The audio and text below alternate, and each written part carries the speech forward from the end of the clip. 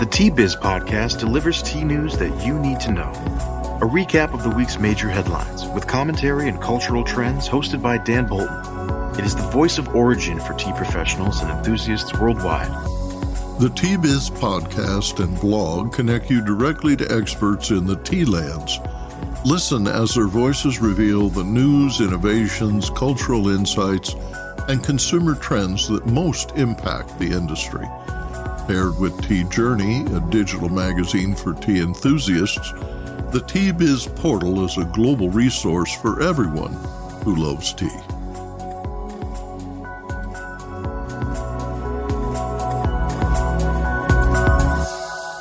Hello, everyone. Here are this week's headlines. Bangladesh stays calm and carries on through regime change.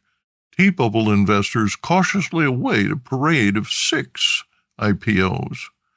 And tourism rebounds in Sri Lanka. Plus, the relevance of outcry auctions. On the eve of World War II, London's tea brokers sold 60% of the world's tea. But when the London auction resumed in 1951, the bulk of tea was transacted in the tea lands. Today, most of the world's tea is auctioned at regional tea centers in India, Africa, Indonesia, and Sri Lanka. In July, the Colombo Tea Traders Association organized a London-style Open Outcry Auction for charity that earned 46 million rupees to build 130 smart classrooms and provide English language lessons for the children of tea workers. Today, Dan takes us into the auction hall where the bidding is about to begin. More in a minute, but first, this important message. What makes a perfect cup of Ceylon tea? The perfect cup is from the tea businesses that ensure the protection of all the children living within their tea estates. We salute Kailani Valley, Telawakili, Bogawanthalawa, Harana, and Eliptia tea estates. Support Save the Children, Sri Lanka.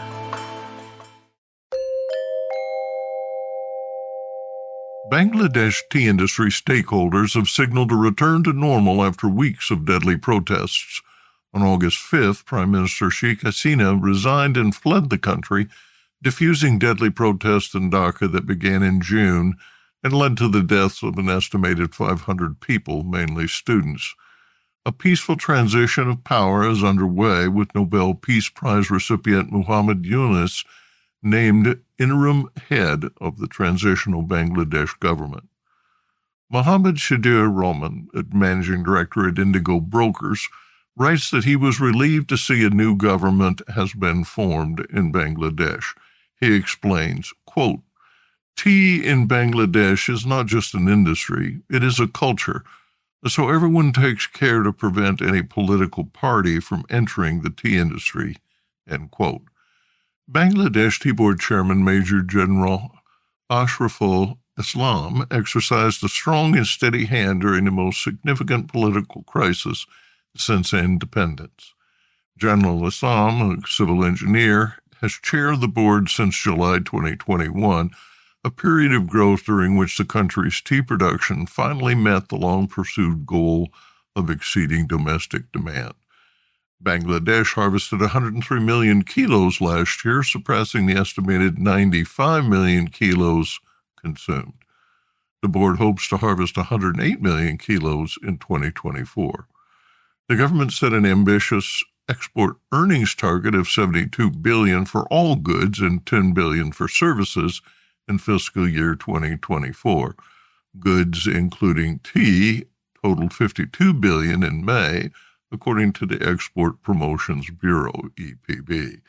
Earnings in the services sector were $5 billion, nearly 30% lower than the government's target. Now that the country's growers have exceeded production targets, General Islam told the Dhaka Tribune, quote, "Improving the quality of tea is necessary if exports are to be competitive globally," end quote. Trader Rahman said, quote, "Bangladesh has exported more tea in this fiscal year than in the last 5 years. Everyone wants to work in the tea industry and to keep this trend going. Hopefully the old market in the outer world will come back," End quote. Business Insight. Tea exports grew 33% to 1 million kilos through May from 168 large estates and an estimated 8,000 tea smallholder gardens. Export destinations number 14 countries. The United States and the United Arab Emirates are the top two destinations, each importing about $1 million worth of tea, followed by Kuwait, Pakistan, and Italy. Exports totaled 780,000 kilos and were valued at $1.14 million in 2023, down 57% compared to the previous year. Bangladesh's tea exports were valued at $2.73 million in 2022, according to the State Minister for Commerce. Market researchers forecast continued expansion of the global bubble tea market, but wary investors caution that the bubble may burst. There are currently 6 Chinese bubble tea makers separately weighing overseas initial public offerings, reports Bloomberg News. Hong Kong IPOs include Anti-Jenny with 6,000 locations, Chai Bai Dao also with 6,000 locations, Good Me Tea with 6,700 locations, Miyu with 28,000 locations, and XSQT with 1,600 locations. Chaji with 1,860 locations filed for an IPO in the U.S. China Chain Store and Franchise Association estimates the bubble tea market was worth about 145 million won, about 20 million U.S. in 2023. However, unit sales and share prices have since slowed. Bloomberg writes, quote, Chinese regulators issued guidelines earlier this year discouraging certain companies from listing in the domestic A-share markets. Using so-called window guidance, regulators discreetly advised the companies that rely on explosive franchise business models also cannot list locally, according to a person briefed on the matter, end quote. Food and beverage chains were reportedly among the companies banned from listing in China's main exchanges, according to Chansun and Company's Xinming. Quote, especially projects that are burning money in order to surge at scale, writes Bloomberg. Market saturation, concerns about whether bubble tea is a passing trend, questions about its healthfulness, high operational cost, and steep pricing amid economic certainty threaten the viability of franchise retailers that have made the drinks available in major cities worldwide. The biggest impediment to expansion may be limits imposed by the build-out rush. Companies that rely on opening new stores to sustain revenue growth often experience a decline in gross profit margins due to higher costs associated with store operations and management. The market may look promising, but individual ventures share an inherent weakness. In May, the BBC in London produced a report examining why investors are wary of fueling the expansion of retail outlets. China has 500,000 bubble tea shops, the largest market for the sweet-chilled combination of tea, syrups, tapioca pearls, and various toppings, including frothed cheese. BBC cited the example of Nayuki Holdings, a Chinese bubble tea chain that briefly made its founding couple billionaires after going public in 2021. According to Bloomberg, the company's stock, issued in Hong Kong, has since declined 90% from its IPO price, lowering the net worth of founders Penying and Xiaolin from $2.2 billion to $300 million. A similar fate befell China's third-largest bubble tea chain, Szechuan by Chai Bai Dao Industrial, known as Chai Bai Dao, which has made its stock market debut in April. The shares plunged on the first day of trading and have yet to recover. Miyu, China's most significant chain with 25,000 locations in China and 3,000 overseas, announced in January that it would file a $918 million Hong Kong IPO. It then put the offering on hold until this summer, when it revived the filing. In the BBC report, senior economist Gary Ning at Natixis in Hong Kong explains that, quote, Chinese food and beverage chains usually rely on quick expansion to achieve a large market share and pitch the story to investors as the exit strategy, end quote. Ning said, quote, it also means that the corporate health of these firms may not be very sound with leverage, and the chains are usually highly replaceable if there are new and good competitors, end quote. Tourism is rebounding in Sri Lanka. Foreign visitors are essential to the tea economy, contributing directly as tourists who visit tea gardens, walk the tea trails, and stay at tea-themed resorts, as well as indirectly as visitors who prefer ordering Ceylon tea at hotels and restaurants and tea rooms. Earnings from tourism rose to more than $1.88 billion during the first 7 months of 2024, a 73.3% increase compared to the same period in 2023, according to the Central Bank of Sri Lanka. Sri Lanka expects to greet 2.3 million foreign visitors this year and projects 3 million visitors in 2025. The UN Tourism's World Tourism Barometer credits Sri Lanka for a steady post-pandemic recovery. Quote, Sri Lanka's tourism sector is distinguished by its diverse attractions, which include beaches, wildlife sanctuaries, rainforests, tea plantations, ancient heritage, and Buddhist cultural and religious sites, end quote, says Natalia Bayona, Executive Director of UN Tourism. A new promotional campaign by the Sri Lanka Tourism Promotion Bureau targets 5 countries: China, Britain, France, Germany, and India. Initiatives include waiving visa fees and extensive social media campaigns. Tourism peaked in 2018 when 2.5 million tourists traveled to the small island, where they spent $5.6 billion. Niraj Demal, chairman of the Sri Lanka Tea Board, told China Daily that Sri Lankan tourism offers many options based on travelers' budgets and preferences. He said that the country draws in many people who are attracted to beaches and those who like to visit the tea estates known for cultivating world-class Ceylon tea. There are in some estates where tourists can come, pick the tea, and stay in bungalows and hotels on the estates, he said. We call it tea tourism.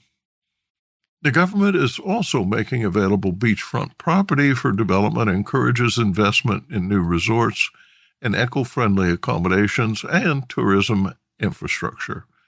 Vipula Wanigasegara, the former general director of the Sri Lanka Tourism Authority, said, quote, this winter is going to be a major success, end quote. Next, Arvinda Anantharaman in Bengaluru reports on this week's India Tea News.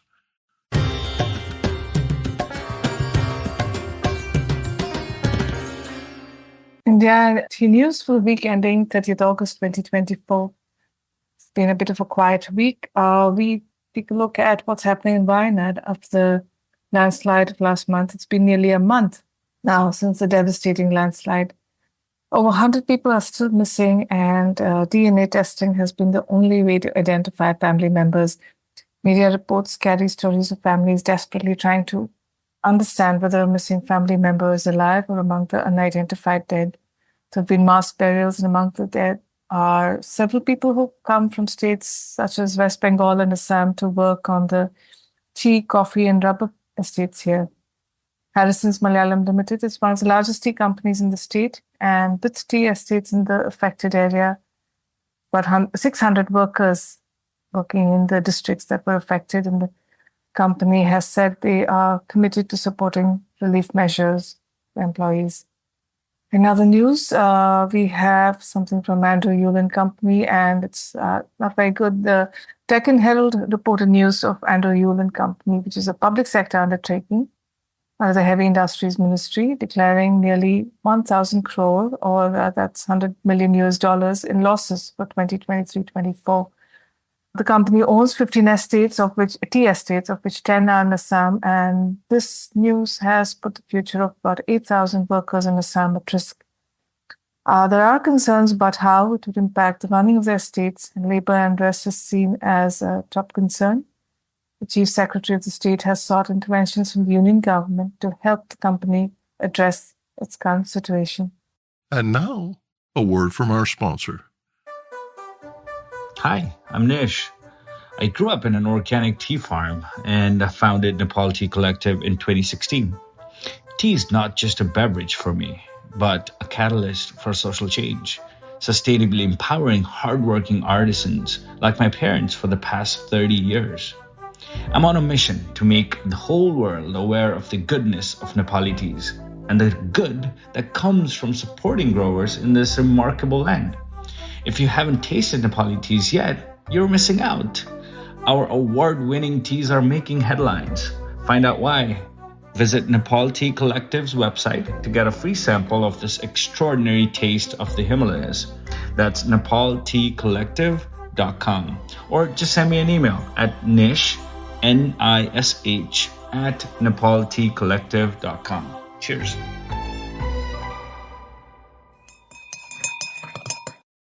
On the eve of World War II, London's tea brokers sold 60% of the world's tea. But when the London auction resumed in 1951, the bulk of tea was transacted in the tea lands. Today, most of the world's tea is auctioned at regional tea centers in India, Africa, Indonesia, and Sri Lanka. In July, the Colombo Tea Traders Association organized the London-style Open Outcry Auction for charity that earned 46 million rupees to build 130 smart classrooms and provide English language lessons for the children of tea workers. Today, Dan takes us into the auction hall where the bidding is about to begin.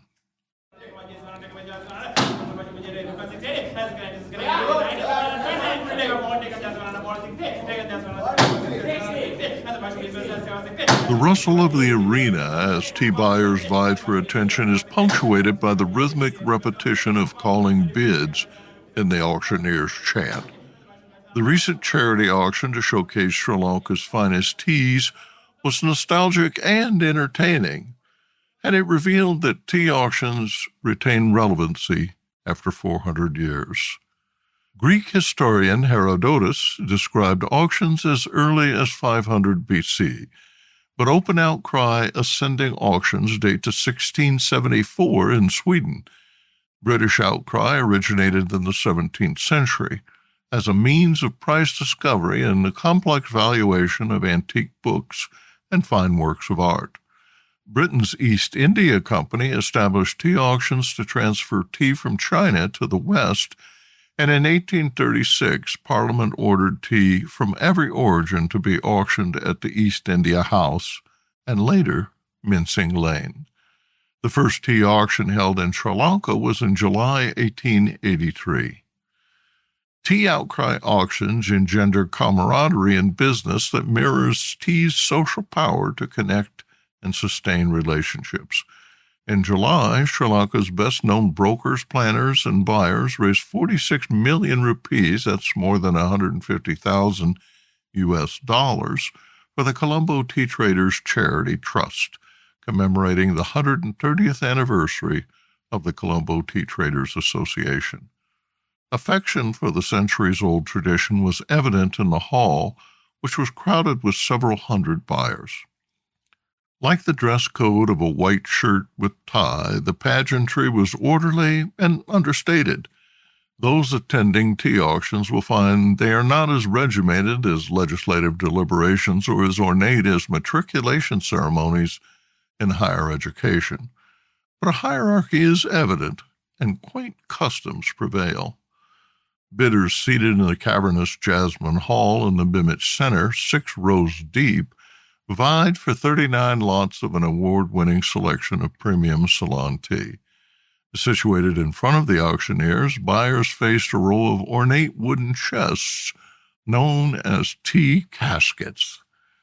The beautiful caskets, designed and crafted by Sirmivian de Silva of Timber Concepts in Sri Lanka, held 500 grams of the featured tea. Bids started at 100,000 rupees. The event preceded the Colombo International Tea Convention, a joint initiative of the Sri Lanka Tea Board and the Colombo Tea Traders Association. The auction was the first CTTA charity auction since 2017 and one of the few outcry events since the Colombo Tea Auction's modern digital tea platform went live on April 4th of 2020. The pandemic accelerated plans to replace the twice-weekly outcry auctions at the old Chamber of Commerce Hall. The hastily introduced digital platform, developed by Oklo, has since become the backbone of transactions for the world's largest Orthodox black tea-producing country. Last year, Sri Lanka exported 242 million kilos of tea, almost all purchased at auction. The new platform automates the transaction process at every link in the supply chain, from when the leaves reach the factory to the final payment settlement. The end-to-end process is efficient, adaptable, and firmly favored by brokers, but lacks the competitive allure and business advantages of personal interaction. This is why open bidding has stood the test of time. A casual observation of the assembly reveals groupings by company, region, and pair status. There's a conformity of attire with individual flourishes suggesting personality and status. White shirts and blue with ties were the standard, but there were also open collars and a polo shirt. 8 brokerages, each presenting 5 teas, were listed on the lectern in the auction's catalog order of sales.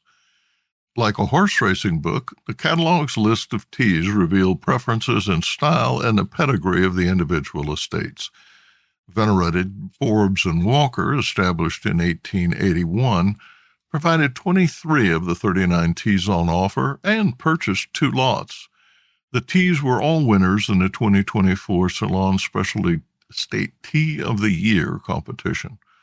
Forbes and Walker Managing Director Yashan Fernando, who chaired the auction's organizing committee, writes that while certain brokers did not have any winning teas, quote, since it was an industry initiative to conduct a charity auction and for the sake of equality, F&W shared its winning teas among other brokers in an equitable manner, with a distribution of gold, silver, bronze, and merit, in the true spirit of charity to achieve the goal of the charity auction, end quote.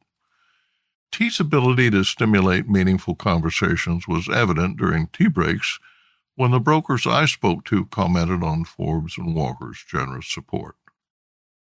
There are many ways to dispose of tea. There are Dutch and penny auctions, Japanese clock auction, Vicary's second price sealed auctions, reversed auctions, and closed bids. Tea veterans consider outcry superior for several reasons. Foremost is the vetting of participants and the club-like personal interaction of peers. English outcry auctions are unique because bidders make their bids openly, so all bidders hear and see and often know who makes the offer. Over time, a helpful hierarchy evolves, ranking the oldest brokerage, the most innovative brokerage, and everyone learns the brokerages that handle the most transactions, the brokers who manage the most lucrative stable of clients, and those who consistently achieve the highest bids. Brokers like that items are sold in sequence and standardized lots. Offers are quickly and sometimes aggressively revised to encourage a higher price. More precious still is that outcry auctions are evidence that amid the most aggressive competition, chivalry prevails.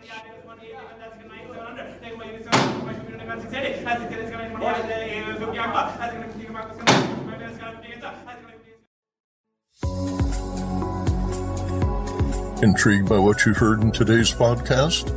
Would you like to learn more from our global network of Tea-Biz journalists and tea experts? Remember to visit the Tea-Biz website for more comprehensive coverage. That's www.t-biz.com.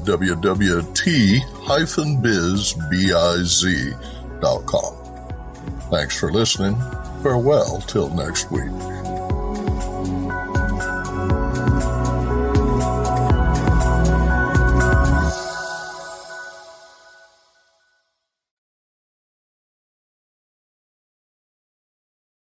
Produced by Audavita Studios. Connect your voice to the world.